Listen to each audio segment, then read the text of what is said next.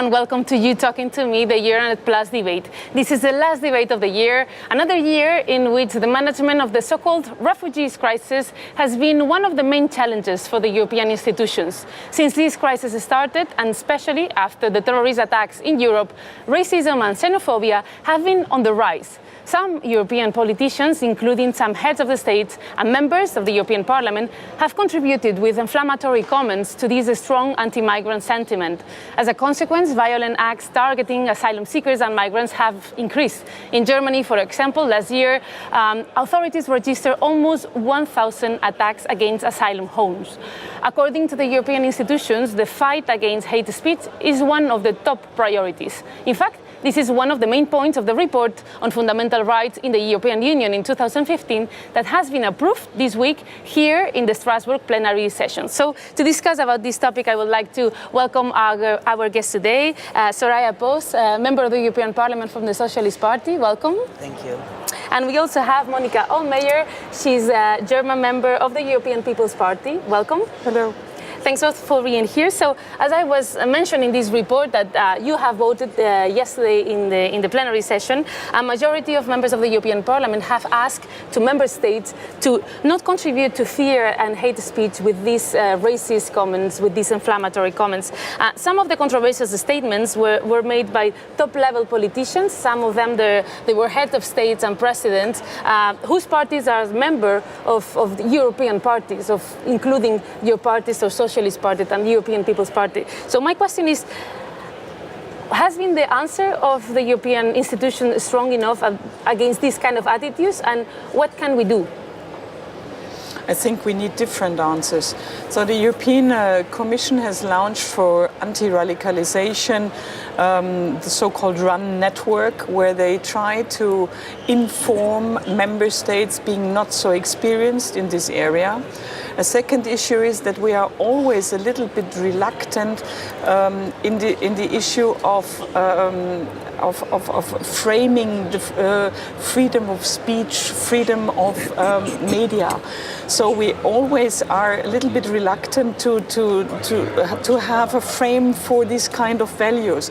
But on the other side, I see explicitly, you mentioned Germany.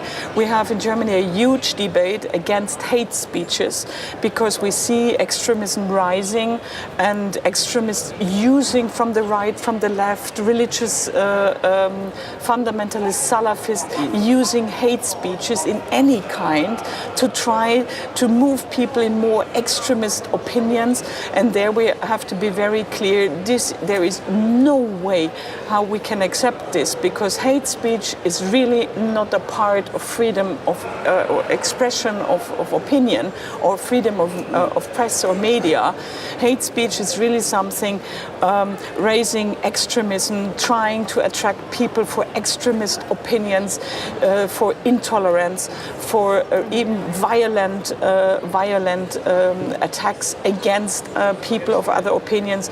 In the last days, we had, for example, attacks against mayors of socialists and of the conservative parties, because they were in favor of refugees and in favor of integration.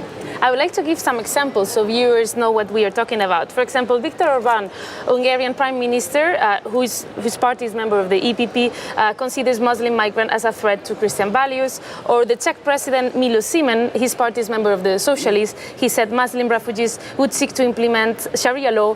Thieves will have their hands cut off, and women will be covered. And we can continue with a big list. So, has been strong enough the answer from European institutions? And again, the same question I was asking to Ms. Hohlmeier. What can we do specifically against this?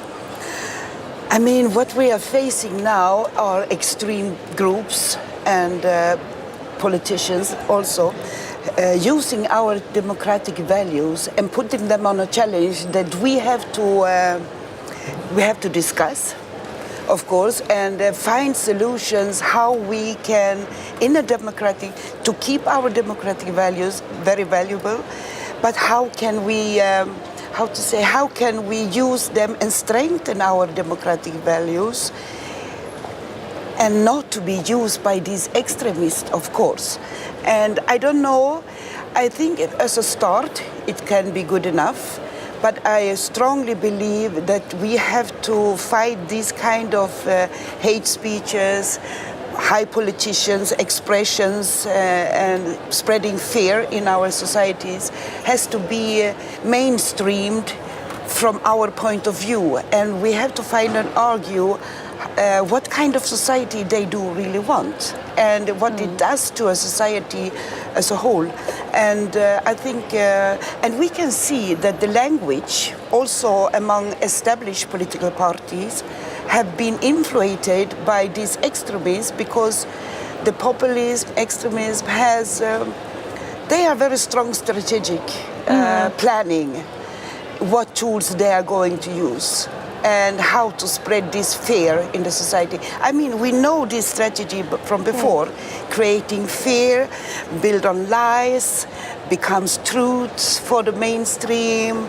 And I mean, we also know that our human beings, we are not very, how to say, ready for how to handle and tackle this fear. In the IT area, in the internet, they have a new possibility of dissemination.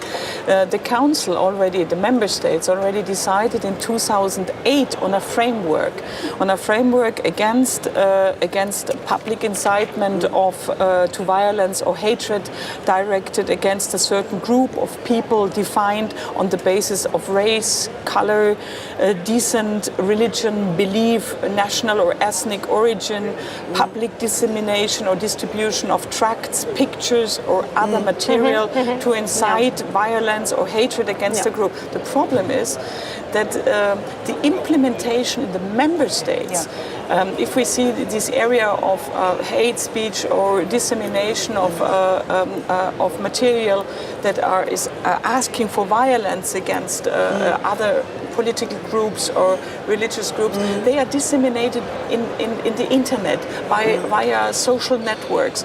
And there we have really to be very clear. Our structures, we have to improve them. Because if we are just looking for the freedom of speech, I'm totally in favor, but it is not freedom of speech to ask for violence against another person or a group where I believe that they shouldn't exist. So really, we have to be very strong on the issue of freedom of speech, but in the democratic frame and not asking for racism or violence against somebody or recruitment for terrorism or so on. I would like to make quickly another point to close with but the politicians, it's a very important point because they have a privileged access to media, so they have like a platform. I've mentioned some examples of heads of state and government, but also here in the European Parliament, some of your colleagues of your own parties, they have also said, we could, just to give an example. They are really colleagues. Yeah, like...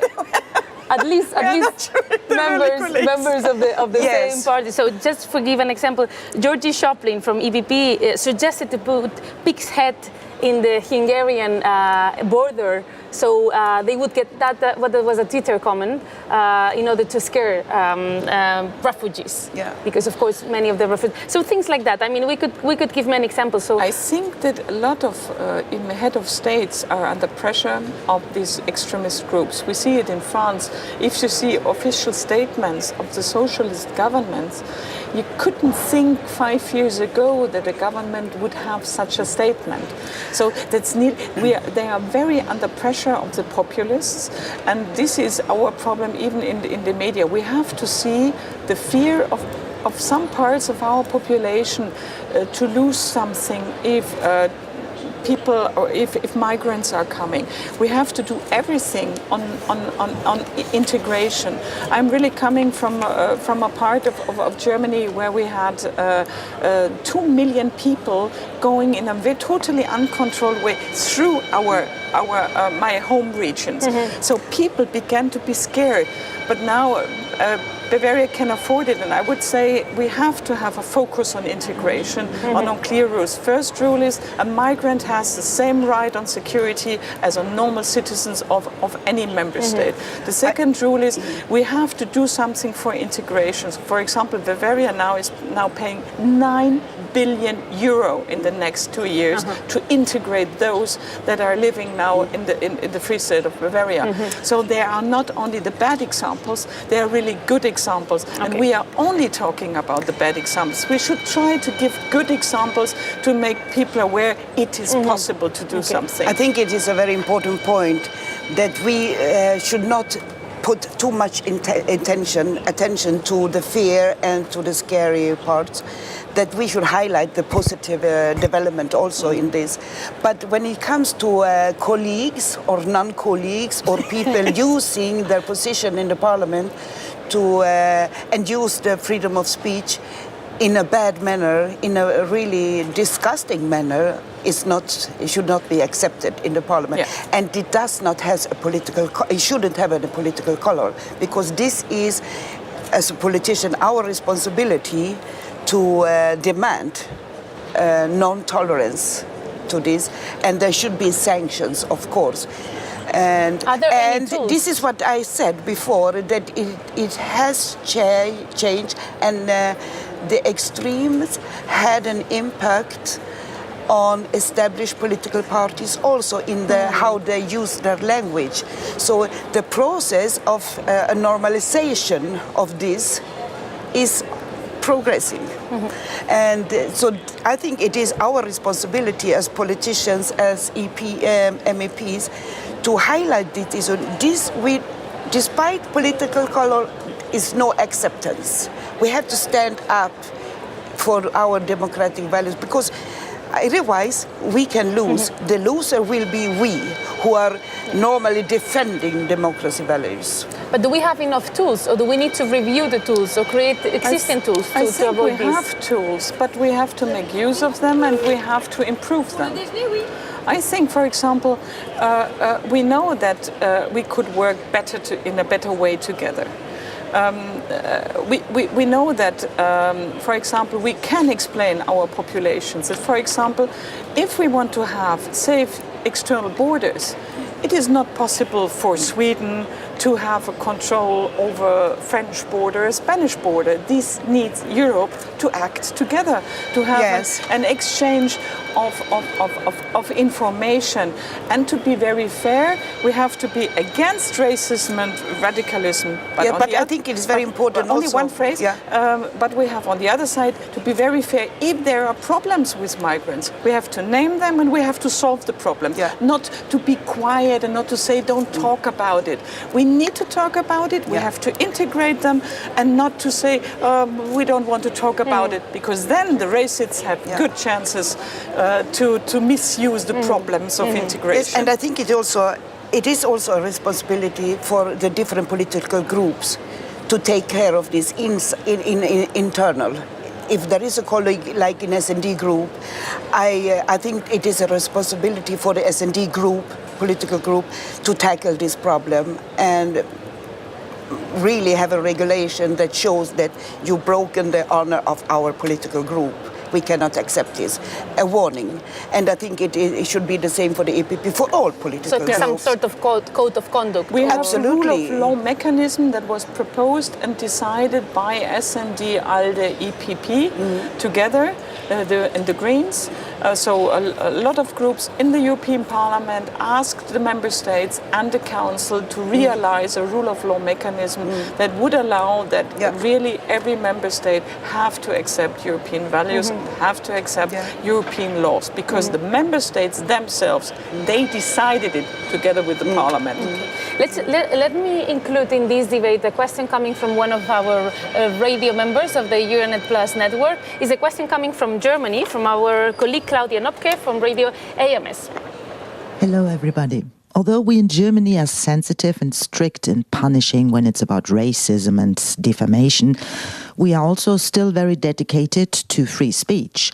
Now, new threats appeared like fake news and, of course, hate speeches still. In Berlin, new laws or code of conducts are discussed, but in fact, nobody really knows how to do it effectively.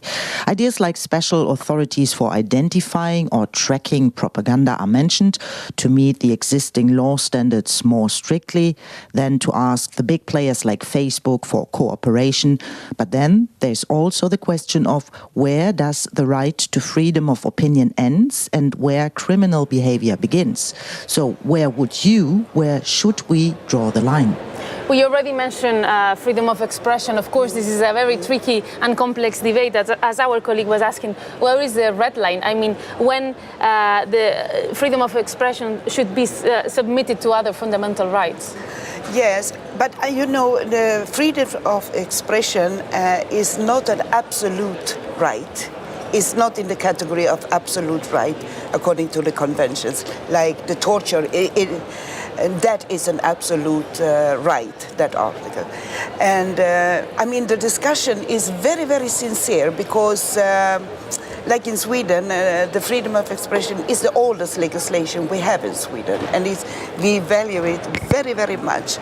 And every year, as UN is controlling what have we been doing, etc., they demand us to respect Article 4 and 2 in the Race Convention, the Convention Against Racism, because they are very clear articles, and we did sign this convention, but we are not following it because we don't respect Article 2 and Article 4, which is very clear that there should be a ban to have these people together, extremist groups, and openness, squares, etc., and to spread their message, because we have a bad history about it. So, but there has to be a balance. So it is very difficult. I think that Germany, for many years, had very, very good laws in this, and sadly enough, they changed in 2014, I think. When they wouldn't allow any extreme right Nazi party to run for election, but that law. But I think we have to learn more about the mechanisms in internet. So if we see this fake news, if we see propaganda of terrorists, if we see propaganda of right-wing extremists, if we see, there is a new possibility of dissemination. So I think if somebody has a provocative opinion, that's totally normal. Yeah. It can be me or somebody else to have a provocative, or even in the point of view of another politician, a radical opinion.